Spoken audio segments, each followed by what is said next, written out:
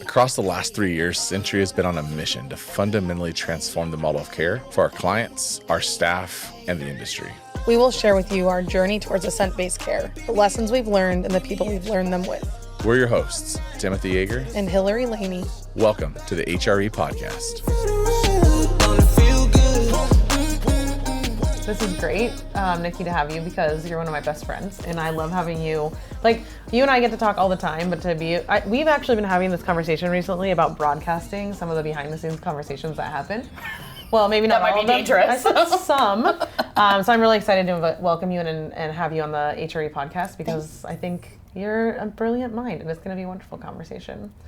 I'm going to let Timothy tee us off on like what our goals are for today and what we want to chat with you about. Yeah. Surprise, Nikki! This is what we're going to talk about. So in season 1 of our podcast, we talked a lot about like the client-facing care that we provide, the shift in like philosophy and approach, the struggles our staff had, and like how they learned and grew through it. This season's really about how do we support staff to create an optimal environment for our staff to then provide like good and effective care to our clients. And in similar ways to our clients, we're asking our staff to like go through some very challenging contexts to deal with things they may struggle to deal with. And like, how do we as people that are supporting staff create the optimal conditions for them to do that? So that's our theme. I love that. But before we get started, will you introduce yourself to our audience? Sure. I'm Nikki Schneider. You don't have to talk to I don't have to talk to them. I can talk to you. Yeah, you're just talking to us. Oh, okay. I don't know how podcasts really work, obviously. I'm so used to just like virtually talking to a camera. We're having a conversation. But you guys know who I am. You can break the fourth wall. Okay. Nicky Schneider. I've been a board-certified behavior analyst for over 10 years now, working in schools for 20 years. I was a teacher first. So I like to say that I have the educator hat before the behavior analytic hat. Sometimes I actually take off the behavior analytic hat so that I can just be the teacher. Yeah. There's a little more leeway there. Yeah. And I work a lot in schools. I just left the public school system after 20 years to like recently. Like 2 weeks ago. Yeah. And I'm looking forward to been doing a lot of like professional development, mentorship for those in schools, and also looking to kind of expand how teachers approach and think about behavior in the classroom. Schools in general are a very compliance-based, punishment-based system. Yeah. So just even trying to change the little pieces that I can in terms of restorative practices and things like that. When you taught, what grades did you teach? I taught high school, and back in the day it was called BDED in New Jersey. It's not anymore, don't worry. It's even better now, but behavioral and emotional disturbance, it used to be called, or behavioral disorder, emotional disturbance. I taught high school. They taught me a lot. That was my first public school job. And then I also worked with autistic individuals after that at one of the private schools where I learned a lot about how I do like to practice ABA and how I don't like to practice ABA. I don't really talk about this. I was a public teacher in Jersey. Were you really? Yeah, for my first year of graduate school, I taught in Morristown. Do you know that's like 15 minutes from my house, oh, right? really? Yeah, No. literally could like spit there, maybe. I mean, it's Jersey, It's Jersey, you can like reach out and grab it, yeah. Yeah, Alexander Hamilton and Morristown. That's cool. District. That's awesome. Yeah. Yeah. Morristown's got a good school district. It was a great school district to work in. Were you a special educator? So I have credentials in special ed and general ed, and 5th grade class was an inclusion class. Okay, Yeah. awesome. Yeah, I mean, when you're a special ed teacher, you've done it all. Like I've done resource, I've done inclusion, Yep. done self-contained, jack of all trades, master of none, just kind of sprinkle it all everywhere. But I've learned a lot from every setting, and I think that's just helped me grow into just having a more creative and like out of the box mindset in terms of how we approach things. Yeah. One of the things we've known each other, what now, like 4.5? Almost 6 years. 6 years, 2019. 2019, yeah. But we really started to get tighter, 4 years ago? Yeah. And now we run an amazing community together. Ooh, yeah. A Which big we'll talk community. about in a little bit. Yeah. But since I have gotten the opportunity to get to know you and watch your journey and be part of your journey too, your experiences have really been more of a consultant. Like even when you were in schools, you were a behavioral specialist who was deployed to support, or you were working in a district where they're like, here's the students we need you to pull in. Yep. And you recently just left that to full-time do consulting work. For myself, which is yourself, scary. which is without amazing. a permanent paycheck. It's amazing. And, tenure and all those things, right? I love it. And so what I really appreciate that I think our listeners are gonna get from this conversation is the experience of a public school teacher, where you're in a context and an environment where I've never worked in public schools, but I've consulted a lot in public schools. But as a teacher, you have some modicum of control of the space that you're teaching in, but not the expectations surrounding that space, or your administrators, or even your paras, right? Like you have there's like a lack of, for lack of a better term, control. And so you have that experience, which I think really sets you up well. And as a behavior analyst in the school, you can't control the classroom. That's the teacher's classroom. So you're coming into the environment that you have to have complete buy-in and collaboration. Yes. So you have that experience, and now you're going to be consulting outside of that even. And you've done a lot of that too. But I think, like, in the context of our podcast, what I think is really interesting and why I really wanted you to come talk to us is like, no, don't. I don't know. You're great. Is like around, the role of a consultant, right? Like when you aren't the one holding the contingencies, how do you set up yourself for success? How do you set the staff for success when the contingencies aren't yours? I mean, I think the only answer is that you have to know how to people.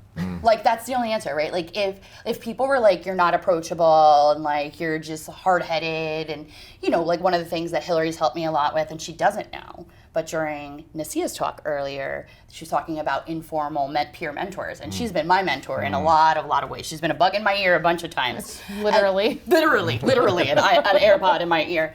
But I think one of the biggest things is she's given me constructive feedback in the most gentle ways, and also knowing me in how I can take the feedback and the limits. And I think that's something that I've learned from her. And I would have to say, like, over the last 5 years, that's helped me be able to accept feedback from outside, and then also be able to teach other people how to accept feedback in that situation. This was not planned. This was not planned. I didn't even know the topic, just so everybody knows, and they didn't tell me anything. And I think one of the takeaways from that is, like, I've always been the one people came to for answers, and I've realized that, like, that's not my job. My job is to help you think to get the answers yourself. I love that.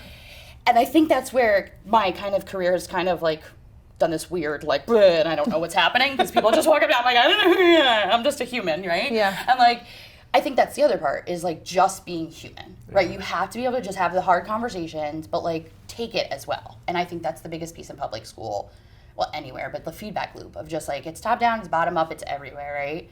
And how you approach training and feedback.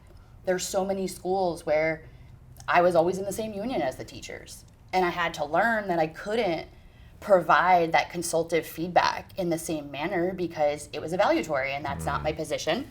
And I can't go to my director and tell them they're not following my plan. That's not what happened. So you have to learn to handle those situations on a peer-to-peer situation. And I think that our, where I've blossomed from our relationship, and just even with the PFA SPT community, like learning those pieces of how to give feedback in a less intrusive, kind of aggressive manner, if you will. I think that's been super helpful.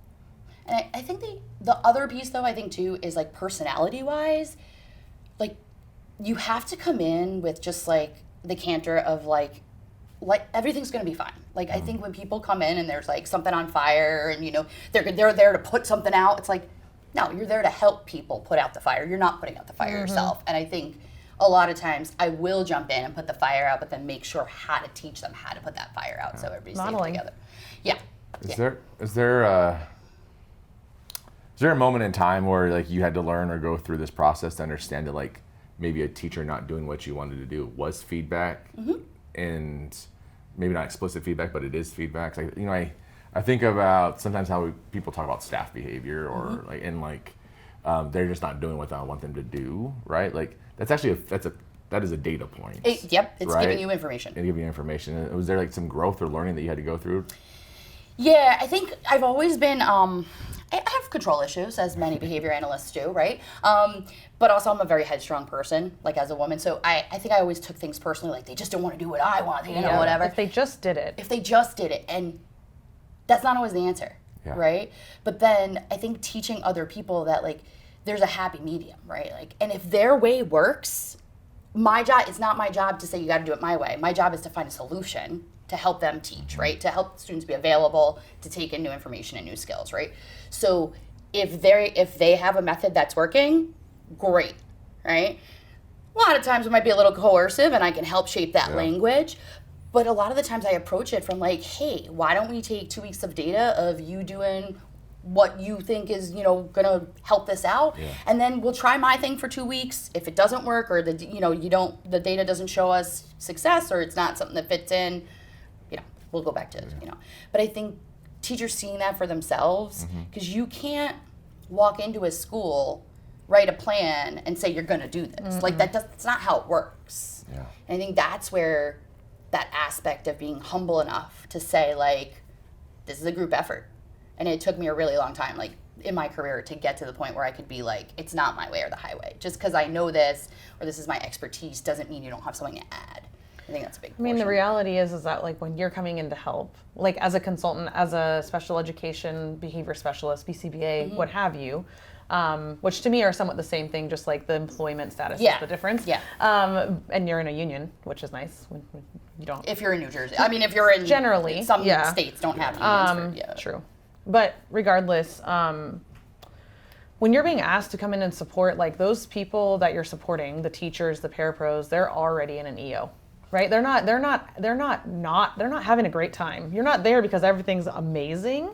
They might not fully realize that you're there because not everything's amazing. They might be like, I'm fine right now. They might not even realize they're in an EO, right? They're in a condition that is hard, challenging, difficult for them.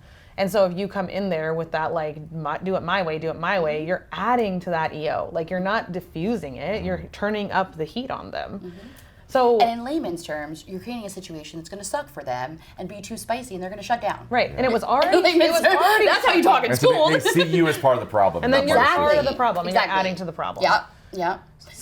So when you're already, like, just thinking about, we've just been talking a lot about, like, staff and how to support staff to be, I don't want to say HRE anymore. Yeah. No, it's about HRE. Staff being in a place where they are comfortable and confident to teach the skills to the individual, right? And it's the ready to receive feedback. Well, but it's the same thing we talk about, like with students being available to learn. It's about staff being available to not only do the job, but accept criticism on the job or accept feedback on the job. RRE.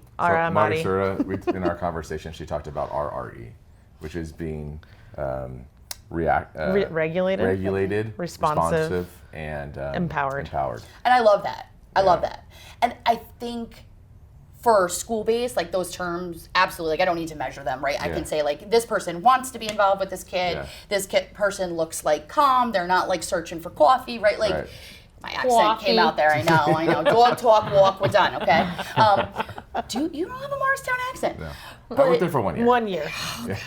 But, I think the biggest piece of it is like how to get staff to recognize that it's okay to not be available. And it's okay to tap out. And it's okay to say like, I need a minute. And it's okay to say like, I'm not in the place. Like I talk a lot about like the escalation cycle and like, if you're triggered, like your storm is meeting their storm. Like it needs to be your calm is meeting their storm and then the waves even out. So I think a lot of times that's like what I see is like people are afraid to actually say like, I'm not good right now. Like I need a sec. Like tap out. Like one of our friends does like a 2-hand up thing right in her clinic. And I think like that's something I've tried to instill in staff too and in my trainings is like, you have to be able to recognize your own emotional regulation. And that in turn makes you available for learning to teach them. I think what is maybe different about your experiences from our other guests is that the cultures you might be walking into may not be set up for that to be a reinforced behavior, right? Like you're saying like it's okay to learn that, but like you may be the only one saying that, and the context that human is in is saying the opposite, right? And so how do you like work through that with the person or the context, the environment, the culture? And 2, like, what comes after that? So you say you're going to tap out. Sometimes you're not allowed to. Sometimes you can't. Or when you do tap out, what do you do? Yeah, I mean, I think it's very situational, like dependent, right? And it depends on the class. It depends. But it like depends on the class structure, right? Depends on a lot of different aspects of it. But I think it stems from a top-down support environment. I mean, I've worked in schools where there wasn't a lot of support. And then I was very, very lucky in my last placement. I had a wonderful principal. My director was a BCBA, so she got it. The director of SPED was BCBA. And I will say that one of the great things about having support system from the top down is that people are willing to jump in for you. And I think that has to be the culture, like the norm. And that has to be the message. So in one of my first presentations there, like 4 years ago, the director gave permission for when a student is heightened for you to take a step back and not push through in the name of the student needs to be learning all the time, right? That idea that we need to get to a place where we'll get back there together. Not that all bets are off, but just that permission from a director of special services to say, like, if you're stepping back and giving space, I'm not going to be asking you why you're not sitting at the desk teaching in that moment. Like, I'm going to recognize that might be what's going on in the classroom. And I also think it's important that me, the social worker, the principal, all of the team that dealt with our students in this one particular school would jump in. So it's like, somebody, I mean. Hands up. Yeah, but even like the staff that I know aren't going to put their hands up, and I can see in the moment, like they're searching for their third cup of coffee. I love that. I'm like, go take a second. She's like, but he's doing, I'm like, I got this, right? And we jump in. You have to be willing to jump in the trench. And I think that's where sometimes, I don't want to say not all behavior analysts do, but I think there's a lot of kind of broadcasting from afar instead of jumping in and help and like being that support sometimes. And it's not possible in every setting. And I was very lucky to have a small but very intense caseload towards the end in the district. But I do think it's about creating those systems that you can lean on each other regardless of where you are. So if you're in the clinics, another BCBA may jump in even if that's not their client or whatnot, right? Like just to be able to be like a team support. A couple things, one, just a shout out to that director, that special ed director who wanted to create that type of situation and condition. And then two, it makes me think about like some of the advantages that we've seen at Centria to going through a common language, a common set of values and practices. So, like it has maybe naturally, and maybe a little bit more intentional, but it's naturally created some conditions for people to see people, how they acknowledge people, help people, and be willing to step in and help because we have a common care model now where people feel comfortable to do that. Agreed. I think that's one of the bigger things that people don't talk to. I mean, the para turnover rate in public school is extremely high. We had Hillary knows, but I worked to develop a curriculum for a trauma-informed classroom for students with social, emotional, behavioral challenges, not autistic individuals, but centered around the enhanced choice model, opt-out, really great things happening. And we had every student is one-on-one. It's 6 students, 6 paras, and a teacher out of the rotation to help with behavioral, de-escalation and stuff like that. But out of those 6 paras, only 1 didn't come back this past school year. So we had them for all of the first year of the pilot. It's very rare that you have paras that stay and want to work in the same classroom. They all felt supported by each other. They felt supported by the administration. They felt seen. And, I try and do things like, for Christmas, here's an RBT course, right? So you get paid $1 more than you are right now, right? So I think that things like that go really far in terms of like just supporting each other in humility in that respect. But you guys are building that culture, that's the intention, right? And I think in schools that it has to be intentional. It's not going to happen from a top down. It's got to be an intentional shift. Local, like a local community effort. Or the squeaky wheel, because that's me. Yeah. Right? Like you just keep saying the same thing until somebody is going to listen. And helps act. Yeah. What you were describing to me about like either raising your hand or recognizing a staff and helping them tap out reminds me so much of skill-based treatment of like teaching a man, teaching the ability to escape. It is. But one of the things I think we might be missing in general is like when we think about that with staff. So when we teach a learner to mand and escape, right? Like in skill-based treatment, they say my way, we might ask them to do a little bit, but then we allow them escape from the EO. They go back to the synthesized reinforcement context that helps them regulate or co-regulate with somebody else, right? For our staff though, you're teaching a man to escape, but what are we then, what are you, this is philosophical, but I want to ask you specifically, like what are you then teaching them to escape to, and it's almost like the inverse, like what skills now are we going to work on developing for this person so that they know how to get back to baseline and then rejoin and not have to raise their hand again in 3 seconds? So intentionally and unintentionally, I created a Zen den at work.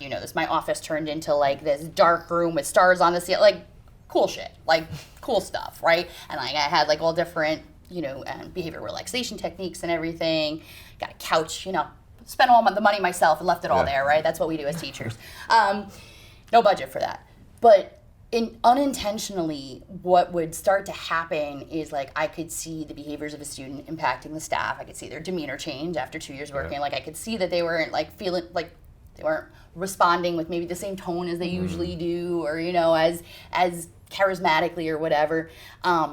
And luckily, the way that we had set up that specific program that I was in most of the time, the teacher could jump in. And that's a big part for me when we talk about self-contained classrooms and setup and collaboration and support. The resources are always an issue. Like I was very, very lucky to set aside the resources. I wrote it up for the business administrator myself to make sure we had the resources that we needed. Because that teacher would jump in, and unintentionally, that para who's upset is in the Zen den with me, chatting about why they're upset, and we're regulating. Yeah, we got my Zen garden with my Sandow, and where I'm banging on some like tunes, and we put on some, but then that's, I think it's about the partnership of it. It's about like, even if that person, their 10 minutes is to go get a coffee, if that's their regulation in that moment, it's they got out of the environment, they're driving, they're taking a second by themselves, right? Or, walking to Dunkin' Donuts, whatever it is, right? And I think we so often look at strategies as like such planned events, but I think for adults,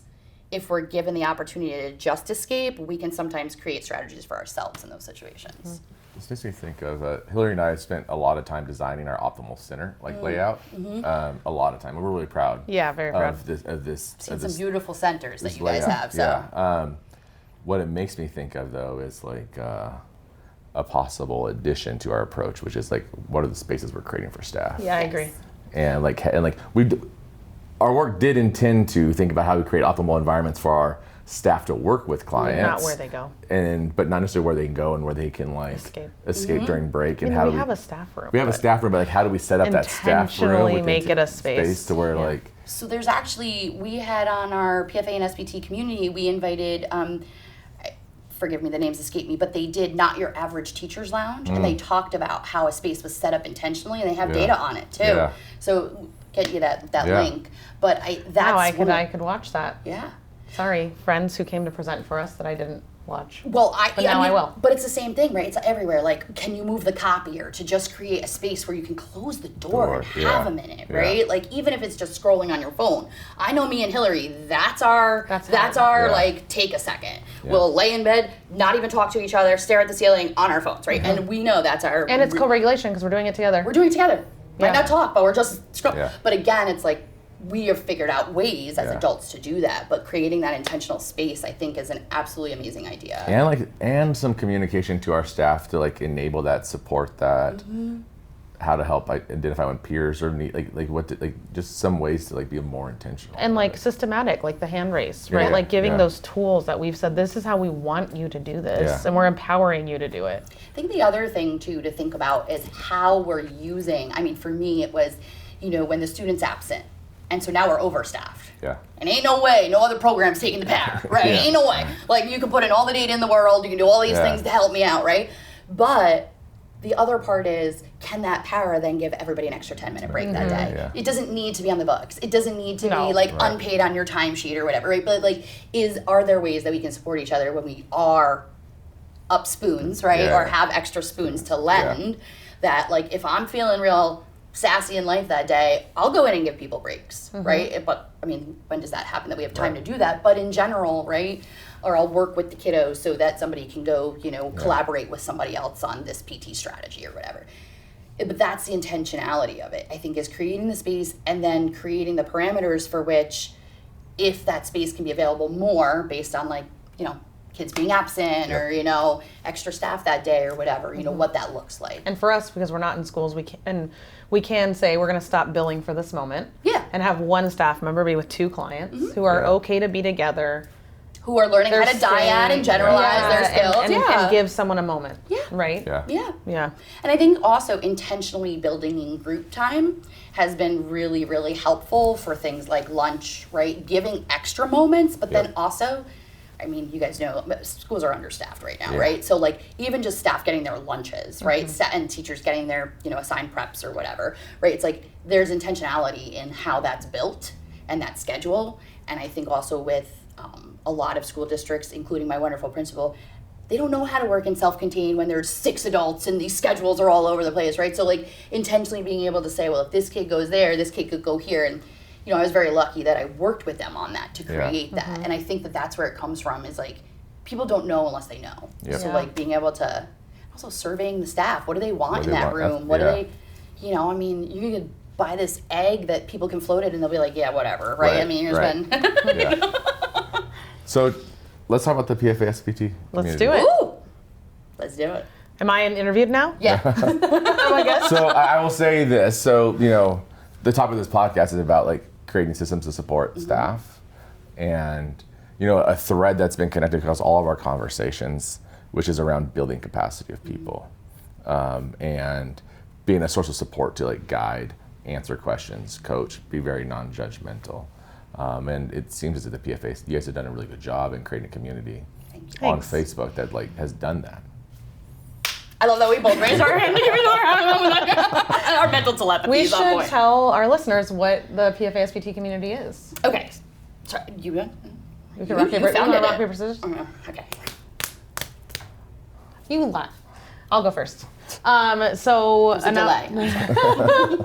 In 2019, I had the opportunity to go to a workshop with Greg Hanley, and he talked about this PFA and SPT community. And if anyone who knows me or listens, I am quite passionate, and when I have ADHD, so like I latch on to things, and it becomes a hyperfixation for a long time. And so PFA SPT from there, I had already like been watching it, been really fascinated, but then once I went to that workshop, I was like, this is it for me.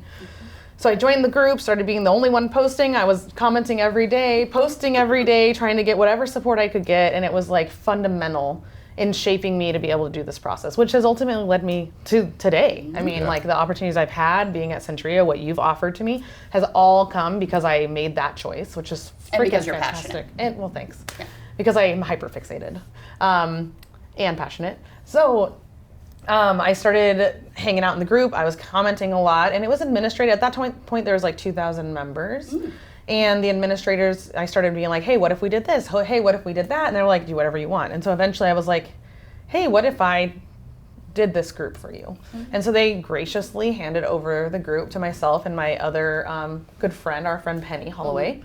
And we started to run the group and grow it and build it. And then we started getting really big, like really big. As of today, we have 25,000 members.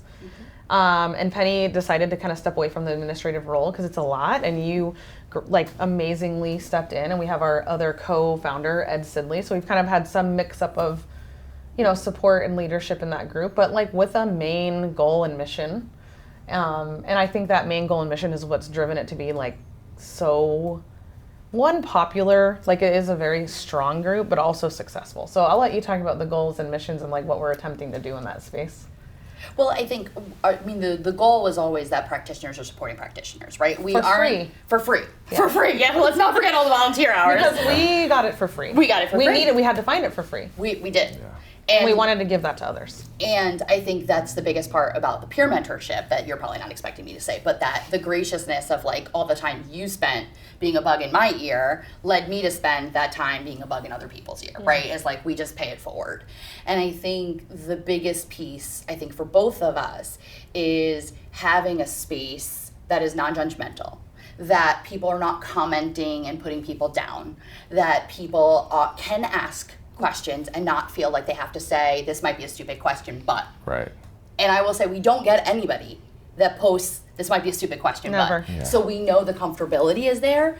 The challenge. And you get a lot of questions that like span the gamut of like where they're at in their journey. I was just gonna say we decline at least 50% of posts. 50% of posts gets rejected because we've learned. Well, I was just gonna say, I think the biggest challenge that we have is, I think in any social media space, right, regardless of research or what's going on, is keeping things ethical. And I think by ethical, it is it is, social media is made to ask for advice, right? Like you go on like. It's made to connect. It's meant to connect, right? Yeah. But that has turned into like, even like your local pages, like where can I get the best ice cream, right? Like everything is like, because you want the answer right then, right? Yep.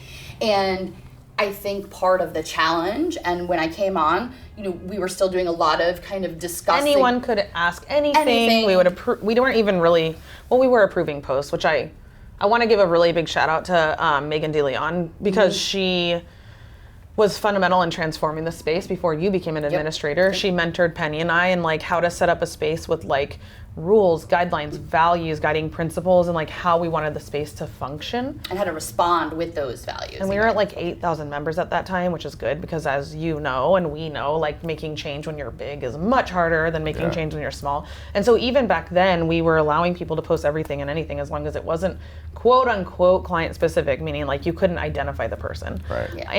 And or wasn't derogatory. But then and so I think part of the evolution has really become, we talk about the process, not the person, right? Yeah. So the point of the group is to get clarity on the process, not what to do with this specific client, right? But I would say about more than half our posts are, I have a client who, or I need help with my client that does. I have this 9-year-old in New Jersey. Oh my God. Who lives you on wouldn't 7th believe Street. some of the specifics. Like, I mean, I could tell you what he wore to bed last night some of the time. It's like, what are you doing? And we give them feedback on that. Well, that's what I was going to say. I think the organization, and if anybody knows me, I'm like OCD organized. Like, there's a spreadsheet for everything. We were color-coded who had to be here when today. But with our powers combined, we are a whole ADHD person. So, different executive. And with your powers combined, I'm sure you're organized. Yeah, yes, and very creative. It just has to all be at the right time for both of us.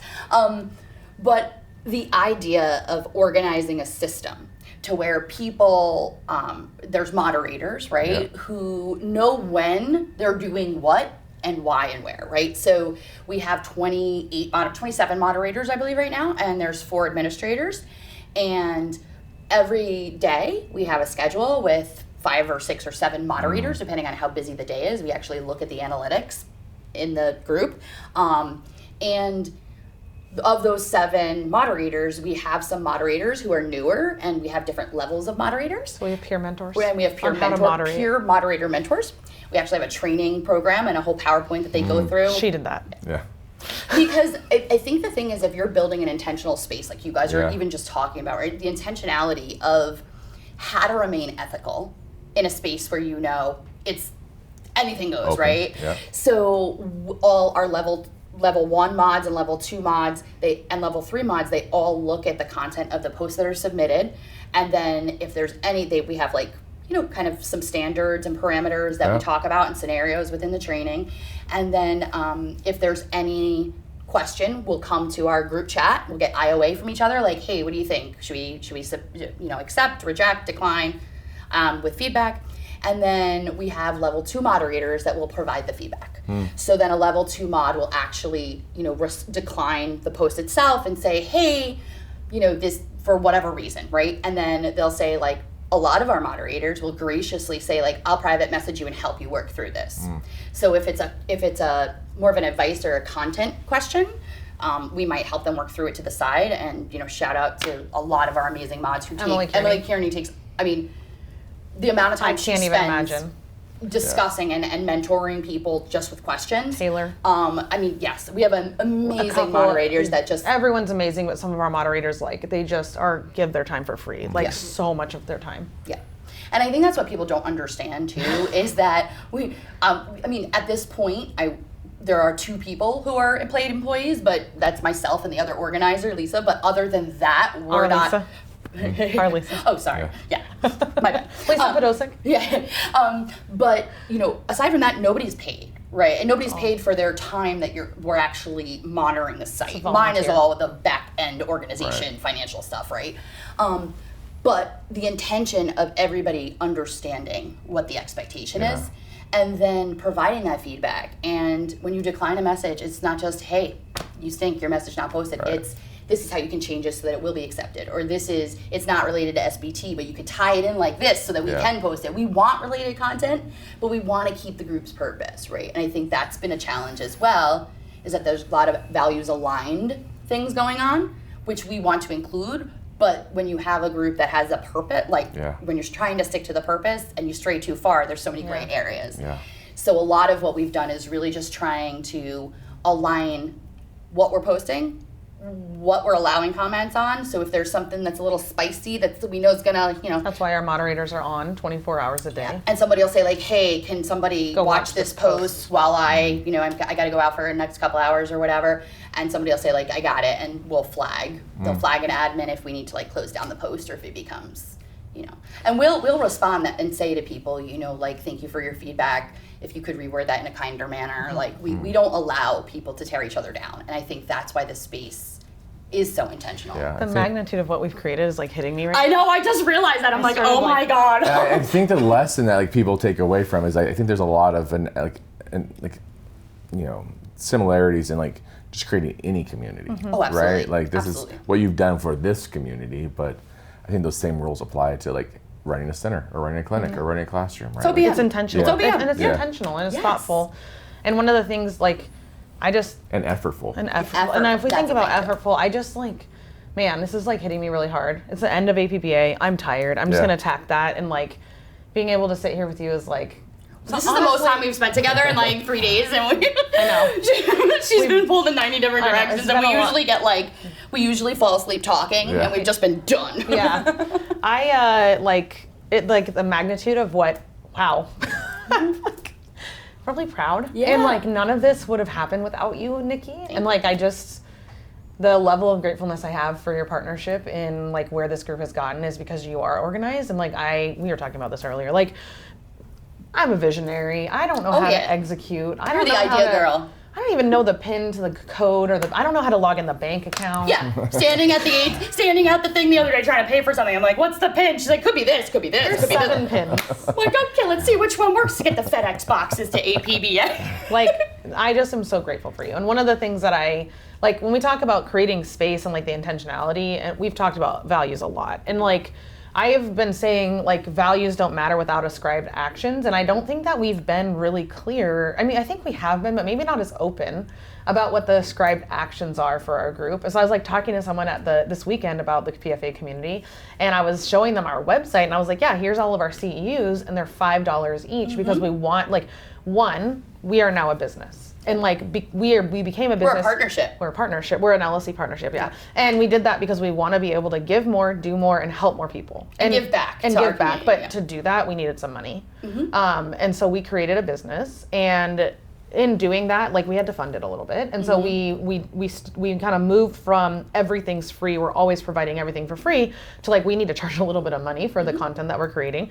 But we also want it to be accessible, because I also had a hard time finding people to teach me, right? And I was lucky to find a couple of peer mentors, but I couldn't access most of the trainings. I couldn't, like, the idea of getting a $300 training was like a huge lift for my organization, and they did give me that, and I'm so grateful that they did, but that's a lot of money for a lot of people. And schools would laugh. Like, Schools they'd literally laugh. laugh at you. They'd be like, you want $300 for a virtual what? training? What? Yeah. But then there are a lot of schools that are able to accommodate that, but They are, you know, but we wanted to make sure people could have access, and I think those living values is what has made the group successful. Like we need some funding, but we also don't want to lose sight of like where we came from and what we needed to be where we are today. Yeah. Like you have a thriving consulting business because you have put yourself in a position in the group and in the world to be seen as someone who's collaborative, open, willing to support others, and a lot of that was done for free. Thank you. Yeah, and I think it was funny. I was in Nasia's talk today when they were talking about peer mentorship, and one of the things that came up we were having like little side breakout discussions, and one of the things that came up was, how do you pivot from when you're offering things, how do you decide and when do you pivot from when you're offering things for free to when your time is valuable? And I'm not trying to put a monetary amount on it, but like, I think what I've struggled with is, you know, like my mentorship sessions are an hour and a half. It's now 2 hours and I'm still at Panera with her. And she's like, Nick, you know, it's 11 o'clock. I was like, you good? She's like, yeah, but I only paid for an hour and a half. I was like, well, you need to finish this. You know, that's my values, right? Yeah. And I think I struggle with too, like, well, you know, you can't afford it. You shouldn't have to pay for it. But then it's also like your time is valuable. And that's what we've struggled with as well, is like saying like, we know there needs to be some monetary value for the level at which you need to access the materials, right? And if everything's always free. Well, website's not free. Storage is not free. Well, I was just going to say, right? I mean, even there's having... costs. There's Yeah, costs. there's real costs. QuickBooks is not free. Yeah. I mean, Nikki's time isn't free. And I think, but I I think mean, the point it was for a while. to me, I think the point is that like, if you're going to create a community, a community is not created by things you've written on a document. A community is created by lived actions that are occurring within that culture, right? And the people that you're doing it And the people with. that you're doing it with, and right? And so, in order to create the community that aligns those values, you need to be creating behaviors that align to those values within that community, right? And you need to be appreciative of the people, and in ways that I think that's part of it too. Like when you, like, obviously we know money rules the world, right? But even working from a zero budget, how can we still provide the moderators, make sure that they get the shout outs, make sure they get the opportunities. A t-shirt. Even before money, make sure they have the opportunity to present. I mean, to our be own in the money to buy them spotlight. t-shirts. Oh yeah, we did. We did that for a while too. But I think even now, I think one of our biggest pieces is just being able to make sure that our moderators who can't afford to come to conferences, who's don't work for Centria and can't be, sponsored to come to a conference. Although I will say a lot of our moderators do and are able to come, so thank you. Because they work for us. Because they work for you. I mean, Hillary's like, come on over. I was like, are you doing schools yet? But I think a lot of it comes down to being able to support your community then and give back to it. And we had every intention of being a nonprofit. I know that's terribly difficult and hard. There's like boards and things, and we're just not there yet. But I want everybody to know it's a zero at the end of every year. Like we are continually giving. I think we had $10 in the bank account this year. We did. We claimed like $11 on our taxes, which was really nice for our business. Actually, 33% of $11 for each of us. Right. But I think the intentionality between also like our partnership with Do Better and how we values aligned in, giving back, raffling off, spots to come here. We sponsored it and we are giving away a spot. We've sponsored like people's full trips to conferences because we knew they couldn't make it on their own, and we wanted them to have that opportunity, and that's probably 75% of why we charge for services. The other is to run the business, but and I think a lot of that comes down to like also then intentionally building the space where you can collaborate at those conferences. So like Utica, if anybody rents that house for 2026, we're gonna have a problem. I better get in on that Airbnb. We went to Utica this summer. We got a 20 mansion bedroom for all of the mods, and I think that was the best experience ever because we were all there together, and that's what the intentionality is. How do you create spaces where people want to come together? And anyone who couldn't make it, we paid their way. It was like our gift to them. And I think when I think about like the concept of this podcast and like what we're trying to do to like wrap it into the group conversation is like sometimes our moderators aren't ready and able to step into our space in a way that's productive. And I will claim that a lot of the time. I'm like struggling with regulating myself, being able to be present, and just like there's such a community of that hand raising that you talked about. And I think that, and like we all have matching spoon tattoos. Well, because that's part of it, right? Is that when somebody's spoons are low, we're comfortable with each other in the group. People say like, I don't have the spoons to address this today. Today is my day, but I don't have the spoons. And somebody will say, I got extra spoons. And so we got spoon tattoos in that. And that's that level of like stepping in for each other, but also being comfortable enough to express that. I think that's a huge part of it. I just want to give a big like thank you to our moderators and our entire team, Ed, Penny, Lisa, everybody. All of our mods, all of our community members. Like it's just I did not expect this to be like a PFA community podcast, but it's kind of cool to talk about it. You guys gave me no direction, so I'm just going with it. It's cool to talk about it. It's really cool to talk about it. And it's it's literally why I'm here today. Like that PFA SPT group opened the opportunity for me to work at Centria to do the amazing work that you've given me the opportunity to do. And like the gratefulness that I have to Hillary in 2019, who said, this is my thing and this is all I'm gonna do. I don't know, it overwhelms me at times. Now I do love our group and I'm still super passionate about it, obviously, but my hyperfixation is now Taylor Swift. So if anyone wants a friendship bracelet, find me anywhere. So I was just going to say, the last thing I was going to say to that point too is just that, I think everybody's life ebbs and flows, right? And we all like go through patterns, but it always brings us back to our values, right? So I think anything that meets our common values of just like, for us, why we got into SPT, right? What was it? And for me, I joke around all the time, I was saying that it's like, trust your gut, even if it hangs over your pants a little bit, right? Like, and it's like, it's true though. like I felt crappy doing some of the things I was doing as a behavior analyst, right? And I'm like, well, I want to be a teacher again. And then I was like, but there's this other way that I can think about it. So I also would just like to thank, you know, the researchers, FTF, Dr. Hanley, all the people, you know, Ditchu for doing ECM research, like all those people out there that I am not in academia, I am not jargony, but like thank you for doing the work to give me the permission to, you know, to and systemizing it to be clinical like this. Yeah, putting it into that neat package that I couldn't have thought about on my own. Yep. Right. You do all those pieces, can't do it all together. Yeah. So you're on the HRE podcast. And I am. We end the podcast with one question. What is my HRE? Yes. Do you think I've watched this before? It's my best friend. Of course I have. Oh, what is my HRE? Can it be like fantastical? Like it's not like my everyday HRE. For sure. Because that's like really like mundane, whatever. Yeah. Okay, well, I'll tell you both. So my everyday HRE is watching Jeopardy with no lights on and no phone with my cat on my lap with a cozy blanket. Done. Now a dog. Oh, I'll take my partner behind me as well. Like that would be helpful. But now a And dog. now a dog. She adopted one of the APDA had dogs. dogs, and I adopted one. I told them not to let me in there, and they did. It's a mom. She still needs to get spayed. Yeah. Her name's Dorito, aka Dory. Awesome. From Finding Dory. Okay. Just keep swimming. But my like dream HRE would be to get Hillary to go camping with me on Asategu Island with the wild horses this summer. As I drive back from Weeba, I'm like, come on, Hill. And it would be like sitting with Hillary with no technology, because it both distracts both of us. It's also our regulation and our biggest like weakness. Yeah. So no technology on an island with wild horses, and I would probably say like some really, really good Shirley Temples. That would be like my... As long as my kids can be there, that could happen. Well, I have to teach them how to camp, right? Yeah. I mean, this is what... Yeah. And Ed's kids, so we're all going to come We can together. all come together. It'll be a big, like, partnership camp. That sounds fantastically lovely. It does. I don't know that you camp, but we can I talk. can camp. You can camp. We may not... I'm we from need Washington State. Yeah, I but can we need camp. to dwindle down the amount of, you know, belongings that you Shut bring. up. I don't know if I told Timothy about our hotel room yet. Oh my God. Have you ever said... No, obviously you haven't. I mean, mine is like in a corner, like in piles, the entire room. I think there's memes about this. Oh, there is. Oh, there is.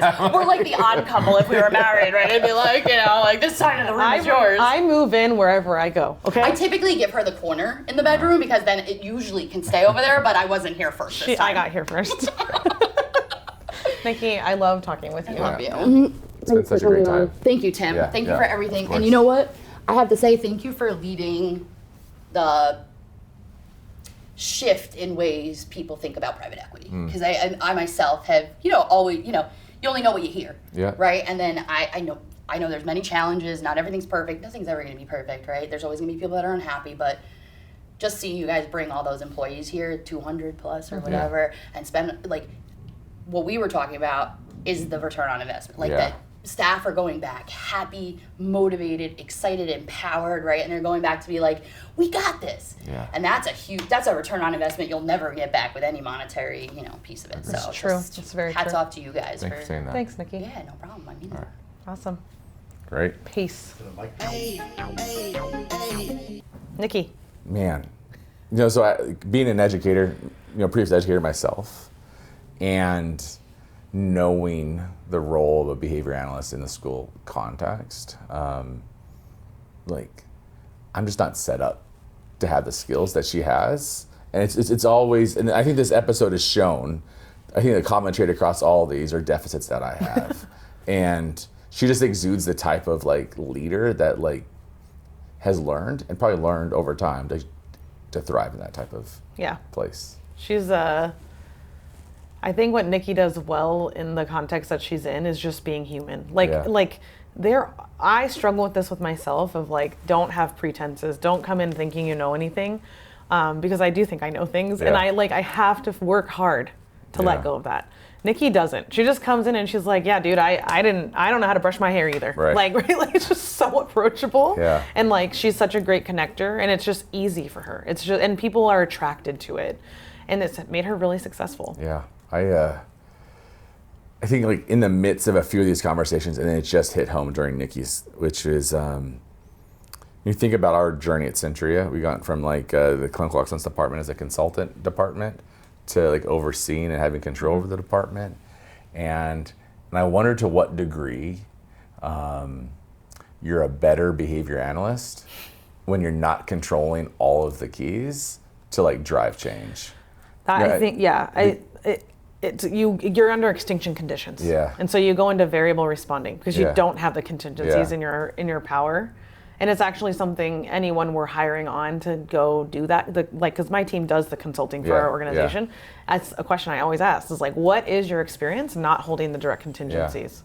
And I think to some degree, the thing that hit me, which is I have this like deep need for control, right? And to the degree with which like positively like negative reinforcement contingencies are a function of having control, or some punishing contingencies are a function of that. And like when you function a consultant role, it's all positive reinforcement. It's all setting it like the appropriate motivating conditions, conditioning yourself over time, providing reinforcement. You know, it's at the Fred Keller School, we once had a rule where like you couldn't work with a client unless they came and ran to you. Right. And like that is what all of these people have exuded, which is like they create conditions where people want to work with. Yeah. And that's, I think that's the crux of what we're trying to talk about this season, which is at the root of this is like, how do we make it so that our staff want to be at work? How do we make it so that we're creating an environment, conditions, and like an employment status for them that makes them want to stay even when it's hard. Yeah. Right? And like what Nikki was talking about wasn't that she doesn't have some difficult conversations, that there aren't bumps along the way, but that she has that relationship where she's walking alongside. And I think she's really good at that. Really good at that. Agreed. It makes me like think through like some of the goals that we have for the season and like how do we, I'm sure that a supervising clinician, a BCBA out there is watching this can like apply these things to like when they're walking into a session with the technician, right? But like, I think maybe we should spend some time at some point thinking through like some more like explicit learnings that we've learned across this season on like how to prepare for like supervision, how to support your technicians. You know, I think about like when I was a young BCBA, like I went into supervision sessions just from a position of authority and like I'm the smartest one in the room. I'm the smartest room. Like your job's to do, my job's to tell you what to do. Yeah. Like and like I'm just gonna teach you skills. Yeah. And like and the reality of what we've learned across all these conversations, and Nikki's especially, it was like you're a partner in a journey with these people. How do you support them, set them up for success?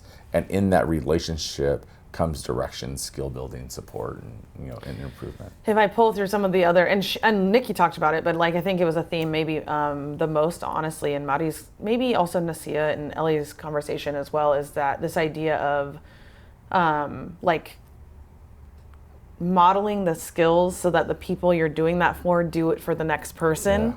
Yeah. And that was coming up for me a lot when Nikki was talking around what she does in schools, but also like what we're doing in our community.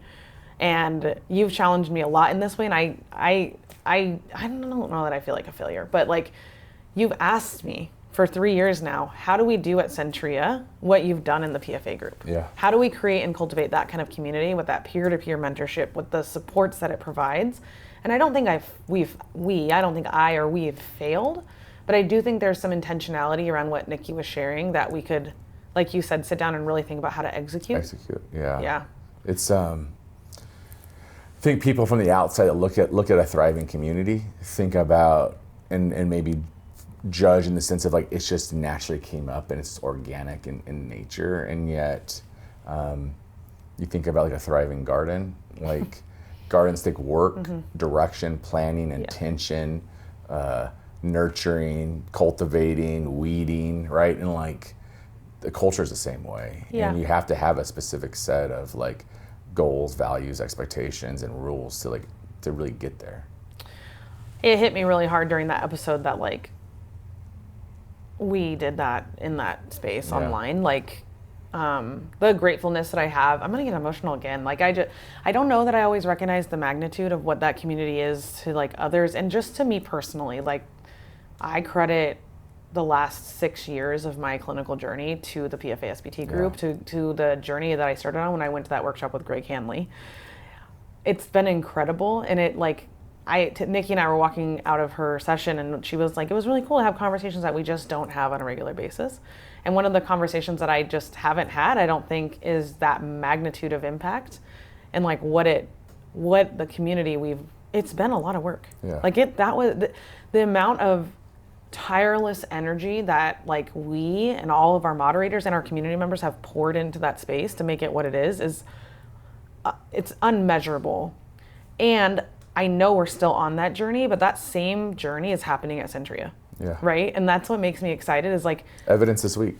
Yes, like it's possible. Like I joked with you about this, but like in our chat leading up to APPA, I was like telling people to wear sparkles. Like it's the theme is shine, but also I'm a major Taylor Swift fan. Everybody knows that. I talk about it all the time. I put it in all of my presentations. And so I was like jokingly like everybody wear glitter and sparkles. And then it started to pick up and people were like, well, here's what I'm wearing. Here's what I'm wearing. How sparkly are we going to be? And I'm like, I'm going all out. I'm going all out. And then you look around and every sparkles day. Showed up. Literally, there was everyone was wearing sparkles in some way or another, whether it was like in shiny shoes or we had full get-ups. We had one amazing clinician wearing like sparkle masks everywhere. It was amazing. And I think that is a representation of like where we I don't think we knew we were there. No. And so we're also on that journey and like the magnitude of that. I know that it hit you. I feel like I saw it. We've had this conversation. It hit me too of like, holy shit, like we're actually doing this, right? And like I got to present yesterday on our clinical quality auditing team on behalf of my amazing colleague Jen Collado, who couldn't make it, and I was presenting her data. And one of the things I got to say, which I've never been able to say truly, which is like this is a check mark of yes, that there's say-do correspondence between like what we're talking about and what is actually happening in the organization, and that is really freaking cool. Yeah, and that is the keys to building culture, right? Is like it's not what we say it's happening, it's what's actually happening, and we can align what's actually happening with the values that we have. And ascribe actions to those values so that we show them up every day in every interaction. And I think what we're talking about is like we've learned some new things that we can now take and start to integrate into the framework we already have to support our staff in better ways. Agreed. Yeah. And that concludes another episode of the HRE Podcast. Thanks for listening. If the HRE Podcast is a part of your synthesized reinforcers, let us know what else would make the perfect reinforcement context for you in the comments below, and join us next time.